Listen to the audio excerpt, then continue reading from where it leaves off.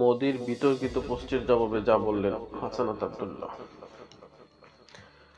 বাংলাদেশের মহান বিজয় দিবসে ভারতের প্রধানমন্ত্রী নরেন্দ্র মোদির বিতর্কিত একটি এক্স পোস্টের তীব্র প্রতিবাদ জানিয়েছেন বৈষম্য বিরোধী ছাত্র আন্দোলনের আহ্বায়ক হাসানাত আব্দুল্লাহ।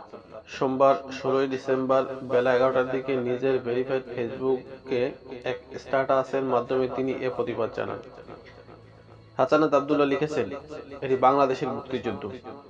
পাকিস্তানের বিরুদ্ধে বাংলাদেশের স্বাধীনতার জন্য এই যুদ্ধ সংগঠিত হয়েছিল, কিন্তু মোদি দাবি করেছেন এটি শুধু ভারতের যুদ্ধ এবং তাদের অর্জন। তাদের বক্তব্যে বাংলাদেশের অস্তিত্ব উপেক্ষিত। তিনি লিখেছেন, যখন এই স্বাধীনতাকে ভারত নিজেদের অর্জন হিসেবে দাবি করে, তখন আমি একে বাংলাদেশের স্বাধীনতা, সার্বভৌমত্ব এবং অখণ্ডতার প্রতি সরাসরি হুমকি হিসেবে দেখি। সর্বশেষে বৈষম্য বিরোধী ছাত্র আন্দোলনের এই আহ্বায়ক লিখেছেন, ভারতের এই হুমকির বিরুদ্ধে আমাদের লড়াই চালিয়ে যাওয়া অবশ্যম্ভাবী। এ লড়াই আমাদের চালিয়ে যেতেই হবে। এর আগে সকালে ভারতের প্রধানমন্ত্রী নরেন্দ্র মোদি তার এক্স অ্যাকাউন্টের একটি স্ট্যাটাস দেন।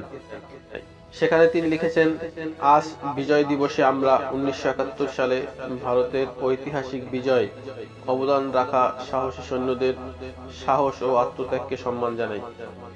তাদের নিঃস্বার্থ উৎসর্গ ও অটল সংকল্প আমাদের জাতিকে রক্ষা করেছে, আমাদের গৌরব এনে দিয়েছে।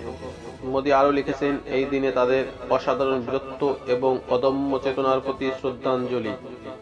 তাদের আত্মত্যাগ চিরকাল প্রজন্মকে অনুপ্রাণিত করবে এবং আমাদের জাতির ইতিহাসে গভীরভাবে গাঁথা থাকবে।